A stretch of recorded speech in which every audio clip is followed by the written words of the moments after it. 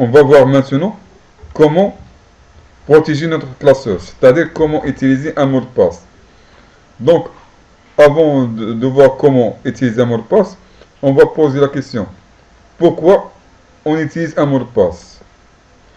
Alors, pour répondre à cette question, on peut dire que pour protéger notre travail et empêcher les autres à accéder à notre fichier, soit pour des raisons professionnelles, soit pour des raisons personnelles. Mais une petite remarque est que il ne faut pas perdre le mot de passe. Si vous perdez le mot de passe, vous perdez l'accès à ce fichier. Il n'y a pas de solution pour récupérer le mot de passe ou accéder de nouveau au fichier. Donc pour utiliser un mot de passe, je vais cliquer sur le bouton Office, puis sur le bouton sur le menu Préparer, puis sur Chiffrer le document, et je vais utiliser dans cette zone de texte le mot de passe. Le mot de passe peut contenir des lettres, comme il peut contenir des caractères, soit des chiffres. On va lire la remarque qu'ils ont écrit. Attention, si vous perdez ou oubliez le mot de passe, vous ne pourrez pas le récupérer. Il est recommandé de conserver en lieu sûr la liste des mots de passe et des noms de documents correspondants. N'oubliez pas que les mots de passe respectent la casse. Donc, pour cette dernière phrase, n'oubliez pas que les mots de passe respectent la casse. C'est-à-dire, si vous utilisez un mot de passe sous forme de lettres, il faut faire attention entre majuscules et les minuscules. Une lettre en majuscule n'a pas le même code que la même en minuscule. C'est-à-dire, si j'utilise A majuscule, le code ASCII de cette lettre n'est pas le même en minuscule. Donc, il faut faire attention entre majuscule et le minuscule.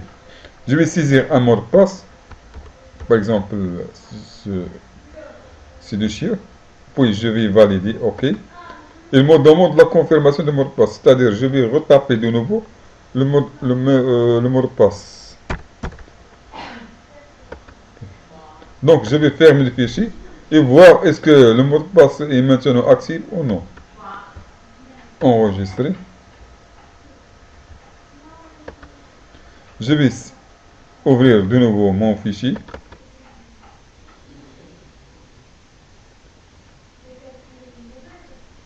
Voilà. Voilà la boîte de dialogue qui me demande le mot de passe. Si je saisis le mot de passe erroné,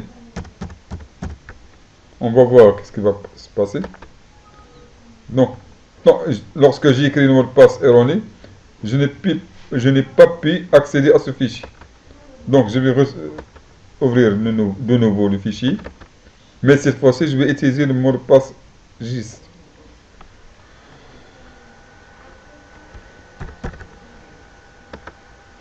Et comme ça, j'ai accédé à mon fichier.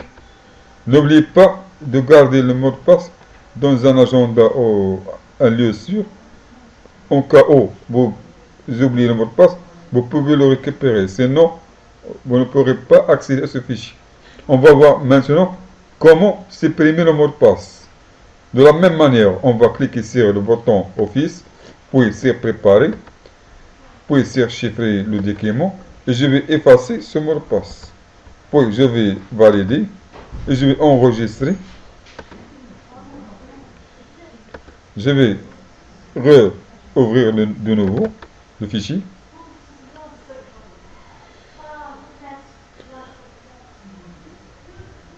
Cette fois-ci, il n'a pas demandé le mot de passe. Pourquoi? Parce que j'ai déjà enlevé le mot de passe.